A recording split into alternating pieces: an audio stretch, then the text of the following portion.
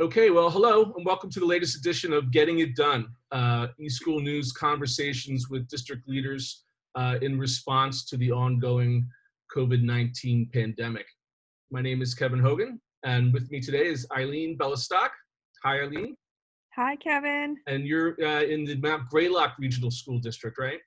Right, the northwest corner of Massachusetts. Great, yeah. Give us a little breakdown of where you are and what sort of what size is your district and some of those particulars. So we are 1,250 students. We're a rural district.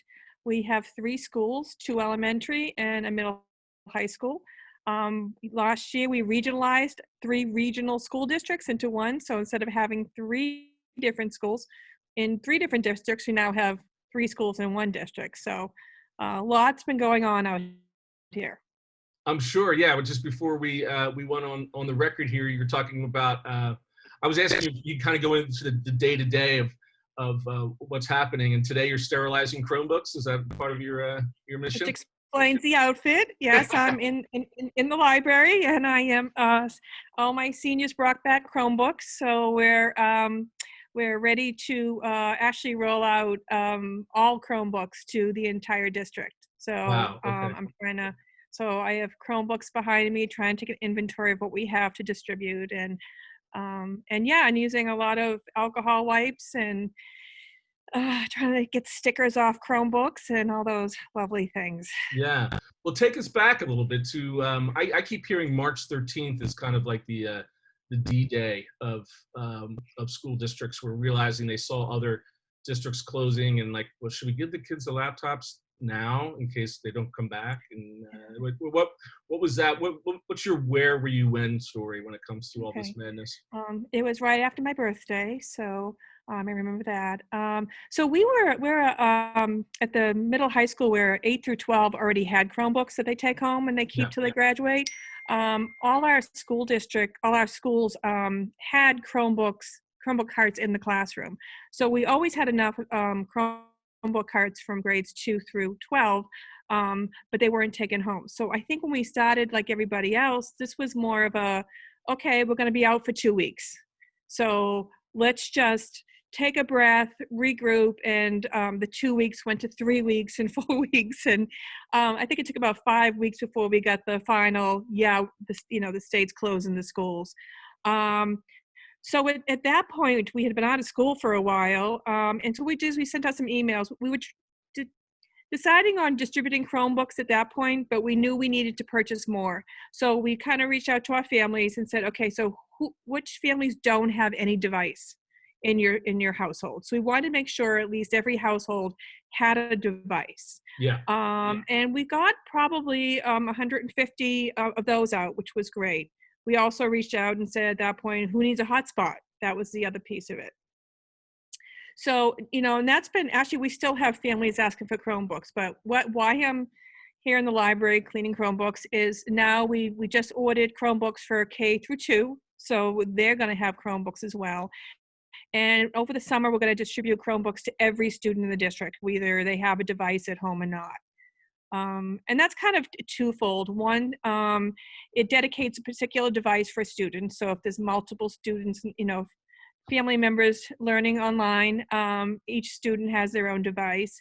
And it also enables us to have data privacy and student security. And we can push out and pull back software. We can do troubleshooting with, the hardware. And it just makes a lot more sense if students use our devices that are in a secure domain. And so we'll be doing that over the summer. Again, still reaching out to families saying, if you need a device now, we got them available. So Right. You were mentioning the idea of the students and data privacy and things like that. Is there a pre-pandemic idea of what, say, an acceptable use policy was with the device versus a post-pandemic? Like, for instance, I don't know, filtering YouTube, for example, or some sites that you might not be able to go to where, I mean, in my own personal world here with my 3 beta testers, we used to have really strict screen time restrictions, right? Right. And afterwards it was like, forget it. use it as, Right. and they've gone to 10 hours a day, waking hours. Anything similar happen with you folks in the district? Yeah, especially actually YouTube is a really good example because pre-pandemic, we didn't have a lot of as many teachers using YouTube. Once they were now learning online, once we started rocking and rolling, I had a lot of requests for, well, the kids, the YouTube is restricted because of the domain, and we kind of went back and forth, and finally we basically opened it up, especially at the middle high school. We opened it up so there was a lot less restrictions for those.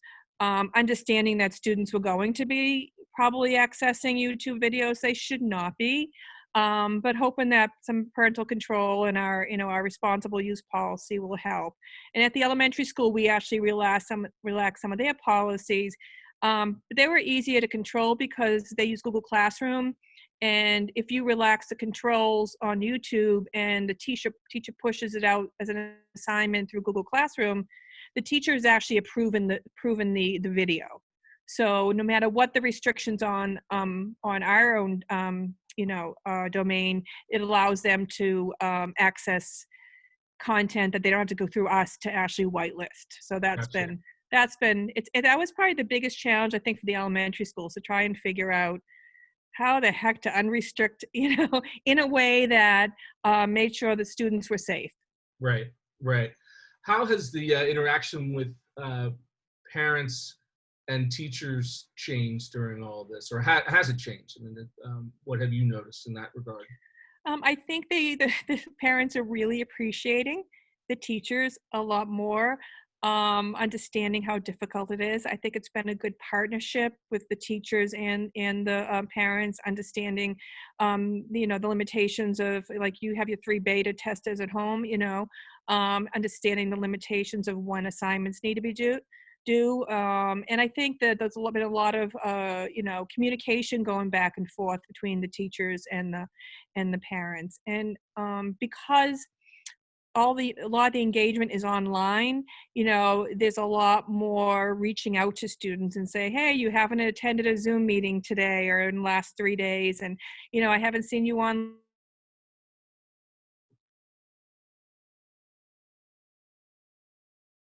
Parents are more in tune to what education is happening in the online environment, because you have to be really thoughtful. So Yeah, yeah, yeah.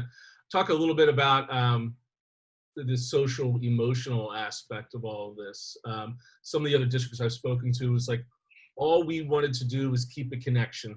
Like, it wasn't yeah, necessarily about meeting particular standards or making the state tests, because there weren't any state tests, and other things. Can you talk a little bit about your experience when it comes to that, to try to kind of keep the children as well as the parents as well as the faculty in some sort of yeah. comfort zone, right? Right, exactly. So, with the students, it was interesting. I asked the elementary school principals, how can in the beginning, how can I support you? What do you need from me? And one of the first things they said is, we just want to make sure our kids are safe, both mentally and physically, and that's what our main focus is on. So they've been doing a lot around that. Teachers have a form they can fill out if they're concerned about a student. I think they like the Zoom meetings because they can actually see the student, and sometimes just their physical presence will determine if a student is either having some social emotional issues, or in an abusive situation or whatever. So that connection is extremely important. And the teachers and the building administrators have been doing a great job. They've reached out to all the families. They constantly are in communication. From my perspective, I've never was a phone caller, but when I have teachers and parents and students, I get an email, they're struggling with Zoom, or they're having some issues, I'm picking up the phone and I'm actually having those conversations. Instead of sending them a quick email about how to fix it, I get on the phone and I walk them through it. And it just gives them, they can take a breath. It takes that stress level completely off them. Yeah, And again, I'm making that connection with these, the school community that I probably would not have if we were just in a brick and mortar environment. Right. So it's been pretty cool for me. Yeah. Any other innovations come out of this that off the top of your head that since March we're like, hey, we should have been doing this all along? Well, one of the big things I like is, I keep saying it's a double-edged sword, but, having everybody have an online presence, Yeah. having the students have the opportunity to not be in front of a teacher for 45 minutes to an hour, listening to a lecture or watching an entire video during a social studies class or whatever. I think it's allowing teachers to think outside the box Yeah. and take those risks that they would not do if we were completely in the building. Right. They would not be saying, okay, I want everybody to go online and I want you to research, I want you to collaborate, and I want you to do a video or a slide deck. It's happening. It was always happening before, but now I think teachers are like, okay, this isn't working. I'm not going to upload or create worksheets and have students do this. I'm going to have them go out and work in the garden. I'm going to have them, PE classes go out and, time how many jumping jacks you can do in a minute, and, those kind of things. So I think it's changing. And I think the biggest change has been with our music and our art departments.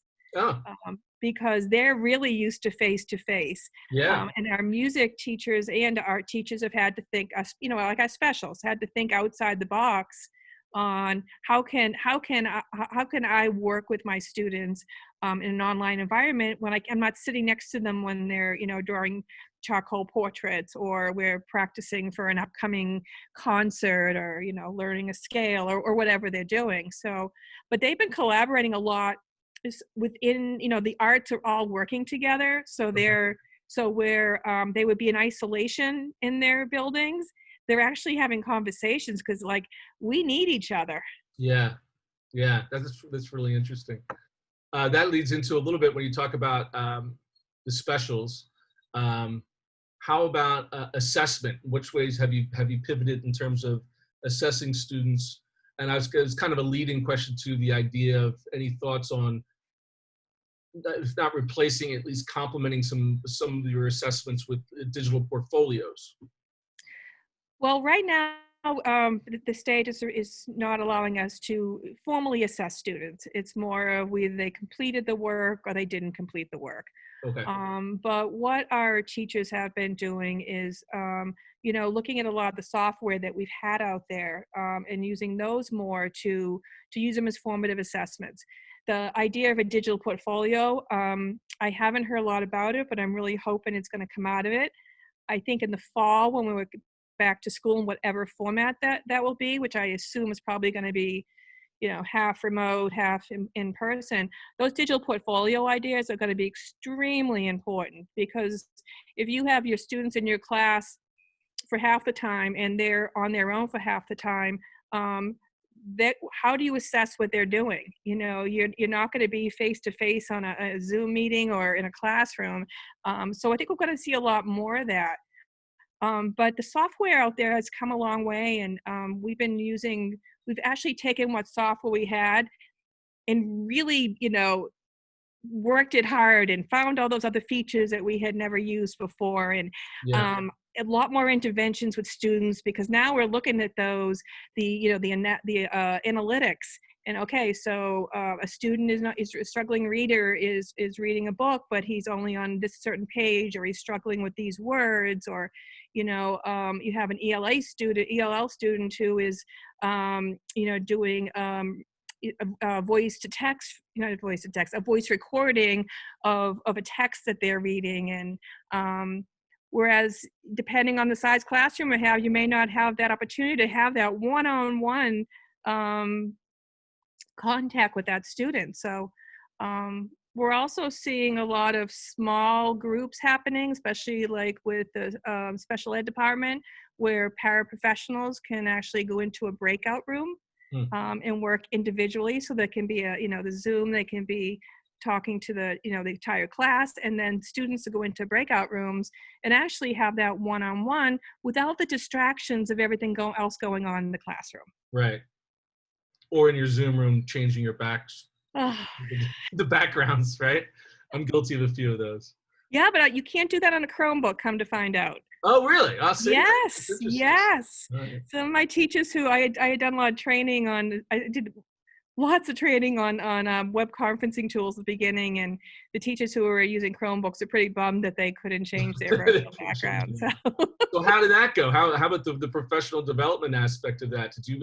You probably already had a pretty tech savvy faculty. I couldn't imagine many people being too hesitant, but Um, they weren't hesitant. There was a lot who were not tech savvy. I mean, they attended all the professional developments and sat through them and did what they needed to do, and then they went back to the classroom and did exactly what they always did. yeah, Uh, you know, which is great, which is fine, which is fine. So a lot of them don't remember that we've been training them for 4 years on how to share a Google Doc. Um, so so what we did is in the beginning, it was more about the web conferencing tools, and it's really interesting to do a training on like Zoom or yeah, Google Meet when they've never used those products. So you have to train them using the products on how to use the products. right, right, So it was kind of interesting. But yeah, it was a lot of like put out surveys and what do teachers really want to learn about, and it was more not necessarily about the instructional component of online learning, but like how the heck do I create an assignment in a Google Classroom? I've never had a Google Classroom before, or we use Canvas, and okay, we've been in Canvas for 4 years. I think now is the time for me to start using it. right, So right. and because we're a small school, my technology specialists in the three buildings were awesome. They were able to work with the teachers. And again, I'm picking up the phone, I'm calling them, and I said, let's get on a Zoom meeting, and I'm going to give you a one-on-one tutorial on how to use this particular product, Yeah, which they yeah, loved. So, but that will all change in the fall. I think at one point I said, we're done with the technical part. You've got it down. Let's start thinking about what we want school to look like in the fall. Either we're in the building or we're not. Online learning needs to continue to be a strong component of our education for our students. So I keep saying it's like, we're moving from the Industrial Revolution to the fourth Industrial Revolution. That's where we're going, and we're not going back. right, right. Well, yeah. So, any more details on how you're planning out? Do you have different, like a best case scenario, worst case scenario, or For school, middle ground scenario? I wish it's we're dependent on what the Commissioner of Education in Massachusetts says, and right now it's like 10 students per classroom, Mm, 50% capacity in the school. Everybody has to wear face masks, and seeing the and any student having to wear a face mask the entire day, or teachers who are struggling with health issues don't want to come in. So I see us doing a hybrid of having students all who are all online, then having students that are part-time in the school and out. But it's going to take a lot of work. yeah. It's not. It's this fall. This spring has been triage. Now it's like, okay, now we got to get to the work. Now the hard work starts. I saw in some of the higher ed situations, they're looking at almost, it's like a reversed flipped classroom, that the professor who's older and who's in Yeah. maybe a protected category, who can't come into a classroom with a bunch of youngsters, young, Yeah. that they'll be on the TV and the kids will be in the classroom, Oh, that's cool. right? Yeah, I mean, Yeah. it's Yeah. just like another thing. Like, well, yeah, all right, that's a solution to a problem. Yeah. We'll Yeah. figure it out.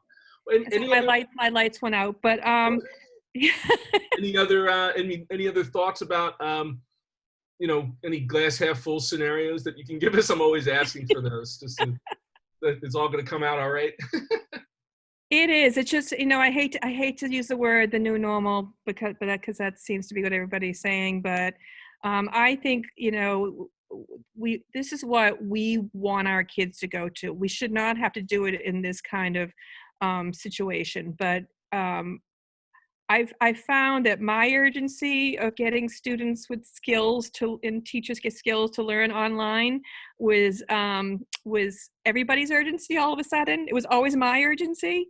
but now it's become everybody's urgency. So all of a sudden, when we're talking about connectivity, for students who live in rural areas like ours or socioeconomic situations, now it's coming to the forefront. It's like, hey, we can't brush these kids aside. We can't not have devices in every family's hands. So I think the positive is we're addressing that digital divide, the homework gap. But be careful what you wish for, because I didn't plan on happening it over the weekend. It happened over the weekend. you Right. Right. I said this at another meeting I had, and I said, you know what? We are at the table now. We've always been in the room, but not necessarily at the table. Yeah. And we are such a critical part because we're the experts in the room. Yeah. And Yeah. I think at the beginning it was just like the principals and those kind of people were running the show. And now it's like, hey, we really need your expertise because we can't continue in this fashion much longer. Yeah. Well, Eileen, I really appreciate your time. This has been enlightening, and I think folks who are reading and watching will get a lot of good information about it. One thing I failed to mention at the beginning, I mean, you're a reporter and now analyst in your own right. Can you tell us where people can find you writing and talking? Oh, sure. Well, my Twitter handle is at Eileen Belastock. I currently write for eSchool News. I do work a lot with the EbWeb net organization, who does great work with professional development, free professional development. I am now working with EdTech Magazine. Actually, you should be seeing some of my articles coming out in there. Okay. Tech and Learning, you can find me almost anywhere. Is anybody who will let me write? You're equal um, opportunity. I am totally an equal opportunity. I think it's important to highlight what everybody, like what you're doing. It's important to highlight the great work that's happening, and that's my favorite thing, is to showcase the amazing work happening in our industry. So Yeah. Well, hopefully, I'll see you at ISTE in November. yeah, I'm actually an ISTE PLN leader, so I think I have to be there. And I'll be there. I'll be there reporting. I like to. I'll be there reporting for the conference too. So, All right. Well, but yeah. I hope it happens. I hope so too. I hope so too. So it'll be interesting. Yeah. Well, thanks again for your time. I appreciate it. Thank you so much, Kevin. Okay, bye.